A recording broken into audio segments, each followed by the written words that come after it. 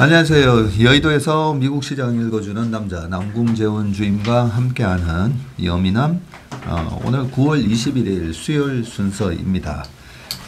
FMC 회의에서 금리 결정하는 게 어젯밤이 아니라 이제 오늘 밤에 하는 거죠. 네, 정확하게는 오늘 밤 우리나라 시간 내일 새벽이 새벽 3시입니다. 그렇죠. 네.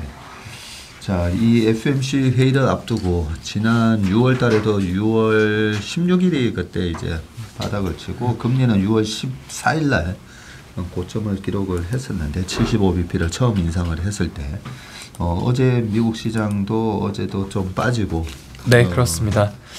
일단 FMC 앞두고 좀 간망세가 짙어졌는데 3대 지수 모두 하락 마감을 했습니다. 다우나 S&P 500, 나스닥 거의 1% 정도씩 하락을 했고요. 러셀 2000던 1.4% 하락을 했고 11개의 업종 모두 약세를 보였습니다. 그리고 금리도 또 올랐네요. 네, 금리가 또 올랐습니다. 10년물 7bp 오르면서 3.56 크게 올랐고요. 2년물도 거의 4% 가까이 올랐습니다. 3.97로 마감을 했습니다. 10년물이 지난 그 6월 14일에 고점을 뚫은 거다, 그죠? 네, 그렇습니다. 근데 뭐 아주 큰 폭으로 뚫은 건 아니고 3.56% 그 정도 모습을 보이네요.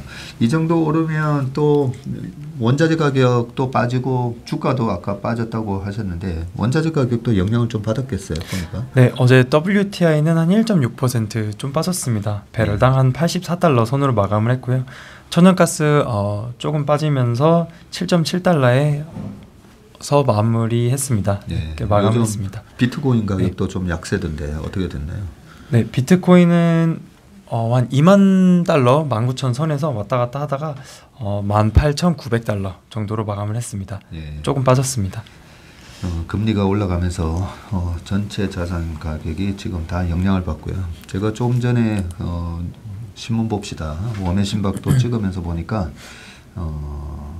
우리나라 아파트 가격이 많이 빠졌더라고요. 송도에는 반토막 난 아파트가 있더라고요. 12억에서 6억 얼마가 된 아파트도 있고 예전에 제가 부동산 시장은 좀 많이 기억을 하는데 2008년, 9년, 10년 그때 부동산 시장이 글로벌하게 서프라임 모거지 기지 사태 이후로 침체가 갔었는데 그때 강남의 아파트가 이제 한 30% 이상 빠지는 모습이 보였는데 아까 잠실 엘스 그리고 뭐 도봉구에 있는 구로동에 있는 아파트 등등 지금 최고가 대비해서 30% 이상 빠진 아파트가 꽤 많더라고요. 근데 거래 자체가 없어요. 거래 자체가 없어가지고 잠실 엘스 말씀하셨는데 원래 27억 정도의 호가가 형성돼 있었는데 거래 자체가 없다 보니까 누가 빨리 팔아야 되니까 한 20억 정도의 금매로 내놓은 것 같아요. 금매로 나온 아파트가 그리고 그 기사에 보니까 실제로 거래량이 완전히 급감해가지고 맞습니다. 그게 또 맞는 말씀이네요. 이게 활발하게 거래되는 가격이 아니라 금매로 나온 가격일 수도 있다. 아무튼 이 금리 페드의 금리 인상 여파가 이런 식으로 크게 자산 가격에 큰 영향을 주고 있는 듯합니다. 그러면 그 다우, S&P 500, 나스닥 전부 1%씩 빠졌는데 섹터별로는 어떻게 됐나요? 네, 업종별로 다 11개 업종 모두 하락을 했습니다. 부동산이 2.6% 가장 크게 하락을 했고요. 아, 그래요? 네, 자유소비재나 헬스케어, 금융, 커뮤니케이션, 산업재, 유틸리티 대체로 다 1%씩 하락을 했습니다. 부동산 관련된 지표들이 어제 나왔습니다. 어제 건축 허가 건수는 MM으로 10% 줄었고요. 반면 주택 착공 건수 자체는 12% 증가를 했습니다. 그리고 최근에 주택 시장, 부동산 쪽이 좋지 않다는 얘기가 많은데 일단은 내일 부동산 관련된 기업들이 2개가 있습니다. 레너랑 KB홈 이렇게 2개가 있는데 실적 발표 내용에서 좀 더 자세히 다룰 수 있도록 하겠습니다. 건축 허가 건수는 컨센이 지난달에 168만 5천 건에서 이번에는 161만 건 정도 될 거다라고 했는데 151만 7천 건 나오면서 많이 줄었네요. 네, 한 10% 정도 전월 대비해서 줄었습니다. 반면에 이제 주택 착공 건수는 12.2% 늘었는데 주택 착공은 이미 이게 금리 인상이나 이런 거 하기 전부터 이미 좀 정해져 있던 예정된 물량이라서 그대로 이어져서 그런가요? 예, 그렇죠. 건축 허가가 먼저 나고 예, 그 이후에 이제 타임렉이 좀 한 몇 개월이 있은 다음에 착공이 일어나니까요. 착공을 하니까 그죠? 예. 그 이전에 허가받았던 것들이 지금 착공이 되고 있는 거죠. 예. 그렇게 보면 일단은 건축 허가 건수부터 벌써 영향을 받고, 우리 어제 최 상무님이 얘기하셨던 그 오 부장이 얘기했던 페드가 지금 선생님이 되게 화가 나 있는데 이런 부동산 시장에서도 벌써 MOM으로 10% 이상이나 급감하면서 상당히 이제 선생님의 호통에 벌벌 떠는 모습을 지금 보여주는 것 같습니다. 네, 월스트리트저널에서는 이번에도 75bp 인상하는 걸로 그렇게 얘기되고 있죠 지금. 네, 그렇습니다. 그 FOMC 이전에 그 닉 티밀하우스 이 월스트리트 기자가 또 기사를 항상 냅니다. 이분이 뭐 대변인 역할을 한다는 그 분이죠. 페드에 출입을 하는 기자고요. FOMC 이전에 항상 보도를 하는데 75bp 인상 예상한다라고 했고요. 수개월 내로 한 기준금리 4% 이상 올린다는 신호를 이번에 좀 줄 것이다라고 하면서 최근 발표된 이 최근에 가장 발표된 데이터가 CPI인데 이 데이터 하나만으로는 100bp 인상은 좀 어려울 거다라고 얘기를 했습니다. 그래서 100bp는 어렵고 이번에 75 할 거다. 네. 그래서 CME 페드워치에서도 75bp 인상 확률은 한 84% 정도로 보고 있기 때문에 좀 기정사실화 된다고 봐야 될 것 같습니다. 그리고 이제 매 분기 말에 FOMC 회의가 있는 경우, 예를 들어 3월 달이나 6월 달, 그리고 이번에 9월 달 FOMC인데 이후에 그 SEP, 그래서 Summary of Economic Projections라는 보고서가 나옵니다. 그래서 저희가 이번에 좀 봐야 될 것은 지난 6월 달 대비해서 어떤 것들이 변했는지, 전망치들이 어떻게 변하는지 점도표가 있는데, 지난 6월 달 FOMC 때쯤에 SEP에서 연말 기준금리가 점도표에서 한 3.5% 정도로 나왔는데 이것들이 상향 조정 가능성이 있다라고 합니다. 그래서 현재 컨센서스가 한 4%에서 4.25% 정도로 보고 있기 때문에 이런 부분들, 그리고 뭐 실업률이나 GDP 성장률, 부동산 관련한 것들, 그 주택 시장은 사실 주거비가 많이 올랐고요. 주택 가격은 조금 빠지고 있지만 그것 대비해서 렌트 이쪽 시장은 빠지지 않았었기 때문에 이쪽 부분에서도 좀 봐야 될 것 같고, 그리고 가계소득 이런 부분들도 이 SEP에서 저희가 좀 확인을 해볼 수 있을 것 같습니다. 그렇군요. 네, 그리고 애틀란타 연방은행에서 GDP now 3분기 성장률 전망치를 0.5%에서 0.3%로 또 하향 조정을 했습니다. 그래서 이번에 3분기에도 이 GDP 성장률이 마이너스를 기록을 한다면 좀 경기 침체에 빠져들 수 있을 거라고 보고 있는데, 이제 GDP를 구성하고 있는 게 C랑 I랑 G, 그리고 순수출 이런 부분들이 있는데, C에 해당하는 이 소비자 지출이 0.29, 그리고 이 투자 쪽은 참고해 주시면 되고요. 뭐 순수출이나 정부 지출, 그래서 정부 지출이 0.34가 나왔다라고 합니다. 그래서 이게 되게 높게 나왔는데도 3분기에 마이너스가 된다라고 하면은 3분기 이게 0.34로 되게 높게 나왔는데 3분기 GDP를 하향 조정하지 않았습니까? 0.3으로 이렇게 향후에 정부 지출이 되게 낮게 나온다라고 하면은 전체적으로 마이너스가 기록을 될 수 있다라고 하고, 이러면 또 경기 침체 우려가 어제도 있었습니다. 그렇군요. 어쩐지 지난 1분기에도 GDP가 마이너스 2.1로 예상했다가 그때 이제 거의 확정치가 한 마이너스 1.6% 그죠? 그리고 2Q도 마이너스가 나왔었고, 근데 3Q는 다시 이제 플러스로 돌아서는 걸로 나왔기 때문에 그렇게 플러스가 나올 수 있나라고 생각을 했었는데, 지금 3Q면 7, 8, 9니까 아직 9월달 해당되는 거네요. 이런 식으로 나오면 3Q도 마이너스를 기록할 수도 있다는 거네요. 네, 그렇습니다. 그래서 경기 침체 우려가 계속 좀 나오고 있는 상황입니다. 제발 이번 3Q도 좀 마이너스가 나왔으면 좋겠어요. 3분기 연속 마이너스가 나오면, 그러면 1980년 1월부터 7월까지 2Q 연속 마이너스가 나왔을 때 주식시장이 80년 후반에 또 강하게 이제 반등을 들어갔었고, 81년 7월부터 그 다음 해 11월까지, 그러면 그때 당시에도 3분기 연속 마이너스가 났을 때 금리가 10년물 국제 금리가 나중에 하락하면서 주가가 반등이 들어갔었는데 이번에도 조금 마이너스가 3Q에 나왔으면 좋겠습니다. 그리고 또 뭐 경제 관련된 기사가 있나요? 네, 뭐 골드만삭스의 도미닉 윌슨 경제학자는 높은 인플레이션이 장기화가 된다면 침체 불안이 커질 것이라고 얘기를 했고요. 페드를 만족시키려면 좀 S&P 500 지수가 2,900에서 3,375선 뭐 이 정도가 될 거라고 전망을 했습니다. 그리고 5년물 금리 또한 4.5%에서 한 5.4% 범위가 될 것이다 이렇게 얘기를 했습니다. 네, 도미닉 윌슨이라는 경제학자 분이시네요.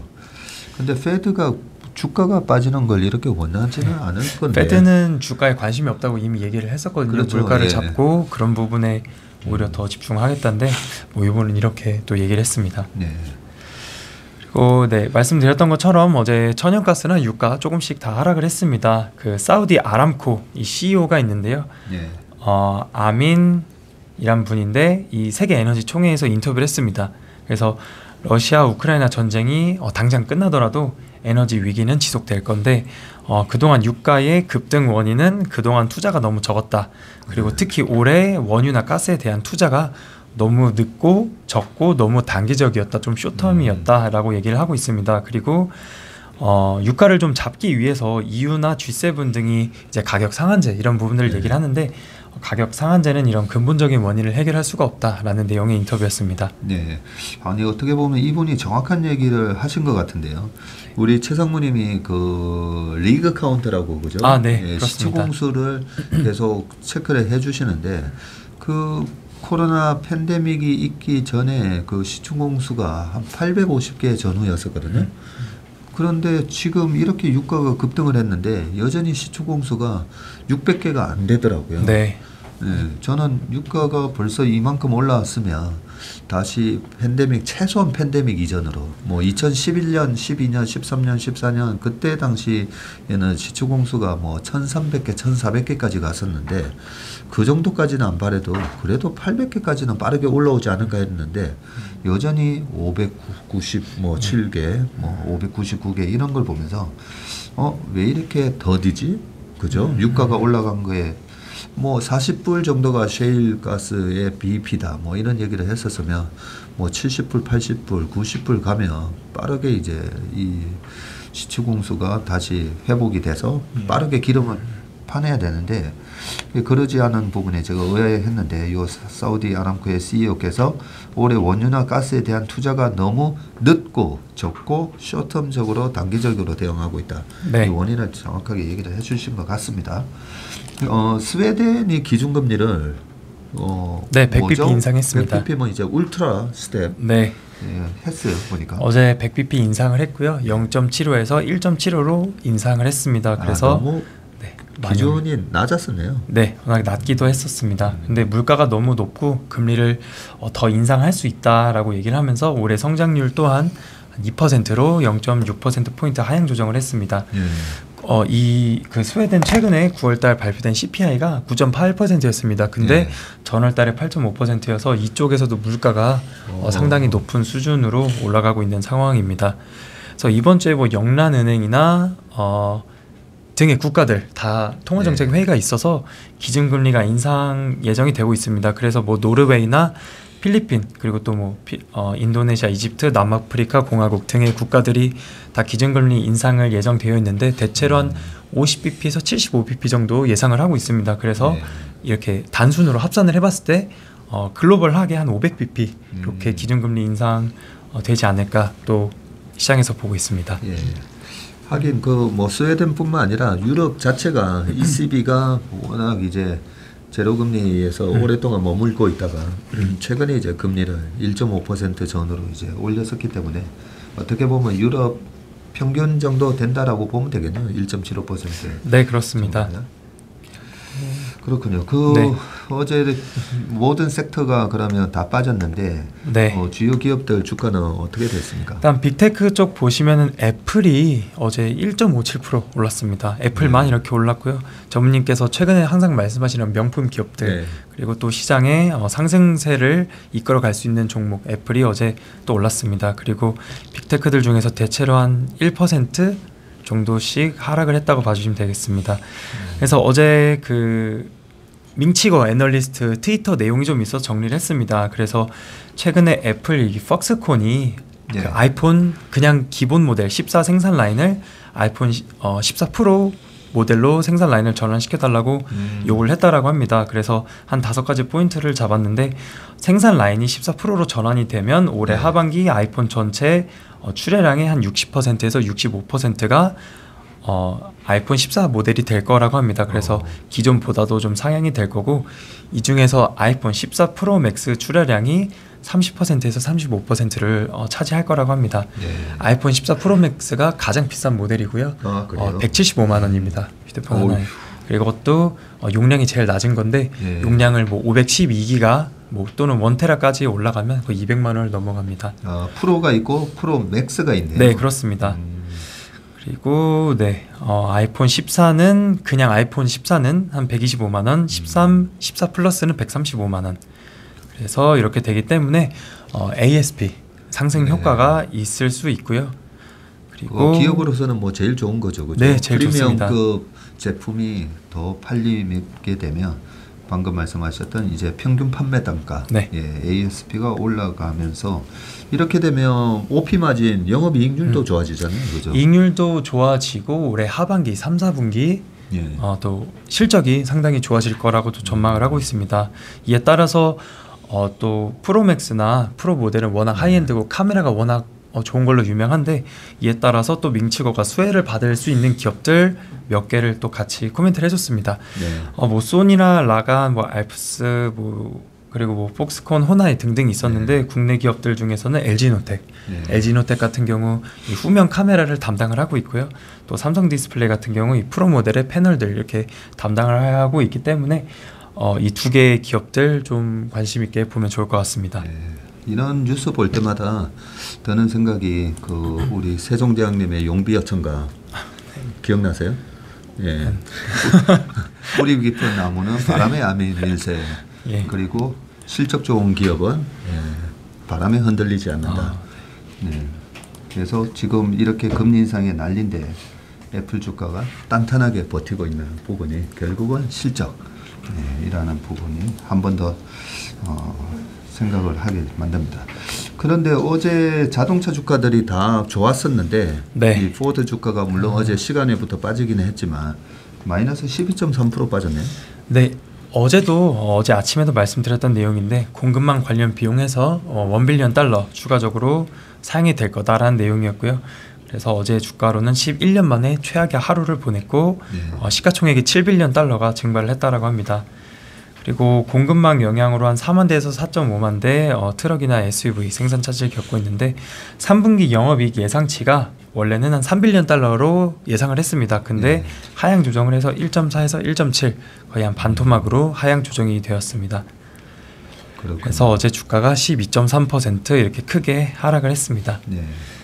근데 뭐 GM도 또 덩달아서 같이 또 빠졌어요. 네, 일단은 이런 공급망 이슈나 자동차 쪽이 좋지 않았기 때문에 GM도 5.6% 하락을 했는데 주가가 하락한 내용은 아닙니다. 일단 17.5만 대의 전기차를 렌터카 업체인 이 허츠에게 공급을 한다라고 하고요.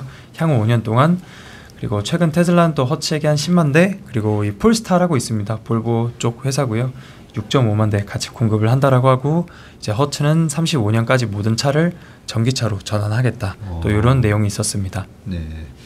이러다 보니까 아무래도 뭐 테슬라는 계속 강하고 전기차에서 강력한 어떤 턴어라운드 모멘텀이 나오지 않는 기업은 이런 금리 인상 국면에서 쉽게 이제 주가가 좀 빠지고 1빌리언의 추가적인 뭐 공급망 관련 비용이 나온다라고 하지만 사실 이거는 부분적인 이유고 결국은 전체적인 이 전기차 시장에서 얼마나 헤게모니를 잡아가는지 안 가는지 그게 중요한 것 같은데 조금씩 이제 탈락되는 것 같아요. 전기차 시장에서도 뭐 테슬라랑 그 다음에 니콜라 이런 기업들이 완전히 주가가 차별화돼서 움직이는 모습을 보이고 있지 않습니까? 반면에 리오프닝 관련주 중에 카지노 주식이는 부분은 계속 강세인 것 같습니다. 네, 어제 시장이 되게 안 좋았음에도 불구하고 라스베가스 샌즈나 MGM 그리고 윈디조트 이런 카지노 관련주들 어제 일제 상승을 했습니다. 일단 마카오 쪽에서 방역 완화 기대감이 좀 있는데 존 리, 이 홍콩 행정장관이 입국 규제를 푸는 방안을 검토 중이다라고 하면서 결정이 되면 발표할 거라고 얘기를 했습니다. 근데 약간 외신 쪽에서는 빠르면 이번 주 내로 발표 가능하지 않을까 좀 이런 내용들이 있었습니다. 저는 깜짝 놀랐어요. 존 리 홍콩 행정장관님이라고 하셔가지고 지금 일본에서도 다시 얼마 전에 일본이 입국자 수를 2만 명에서 5만 명으로 상향 조정하고 앞으로 이제 거의 다 풀어버린다 뭐 이런 얘기도 나오고 우리나라에서도 또 추가적인 방역 해제 조치를 낸다고 하면서 여행업계가 하나은행 같은 경우가 예약률이 뭐 800% 증가를 했대요. 지난달 대비해가지고 그런 식으로 확실히 이쪽 리오프닝 쪽은 계속 강세를 보이고 그동안에 우리가 리오프닝이 된다 하다가 또 뭐 중국도 3월 달부터 상해 봉쇄라든지 우리나라나 일본도 생각보다 늦게 풀고 그래서 손흥민 프리미엄 경기를 보면서 유럽은 이제 다 그냥 마스크 안 쓰고 다 엔데믹으로 전환했네. 그리고 메이저리그 우리 그 수비 잘하는 선수 김민재요. 메이저 김하성. 그죠. 뭐 김하성 선수 또 경기 보면서 이제 미국도 전부 다 마스크 벗고 리오프닝이 본격화됐구나라고 생각했다가 실제 이제 방역이 되게 타이트하게 이루어지는 곳이 많았기 때문에 리오프닝 관련주들이 어떻게 보면 늑대가 온다 했다가 늑대가 안 오는 늑대 소년이었는데 최근에는 보면 이제서야 늑대가 오구나 이런 생각도 사실 좀 듭니다. 아까 비트코인 얘기했었지만 지금 19,000불이 깨져 있는데 이제 비트코인 관련된 뭐 주식들이나 ETF 예를 들면 BITO 어제 2.9% 하락을 했고요. 코인베이스 2.85% 그리고 특히 마이크로 스트래티지 4.66% 하락을 했습니다. 일단 이 마이크로 스트래티지의 CEO는 비트코인을 되게 좋아합니다. 이 회사는 비트코인을 자산으로 계속 가지고 있는데 또 한 301개를 매수를 했다라고 합니다. 한 600만 달러 규모이고 평균 매입 단가로는 한 19,800불 그리고 현재 보유한 비트코인 수가 한 13만 개 수준으로 되고 단가가 한 3만 달러 정도 된다라고 합니다. 그렇군요. 네. 리오프닝 관련주들 주가를 제가 방금 한번 쓱 봤었는데요. YTD로 보니까 라스베가스 샌즈가 YTD로 플러스 4.3%네요. 네, 그렇습니다. 상당히 강한 모습을 보이고 있고 델타 에어라인이 마이너스 16.2%로 S&P 500이 지금 한 18% 19% 빠져 있는 상황이잖아요. 예, 그렇습니다. 네, 그렇습니다. 네. 시장보다 좀 강한 모습을 보이고 있고 물론 이제 에너지 기업이 가장 좋긴 하지만 리오프닝 관련주들이 이제는 시장을 아웃퍼폼하는 섹터인지를 방금 이제 확인해 보기 위해서 주요 기업들 봤고 여전히 좀 이제 재무적으로 좀 아직까지 어렵다라고 보는 그런 카니발 크루즈 같은 경우에는 어제도 마이너스 3.3% 빠지면서 연초 이후로는 48%, 에어비앤비는 마이너스 29.9% 그런 모습을 지금 보이고 있네요.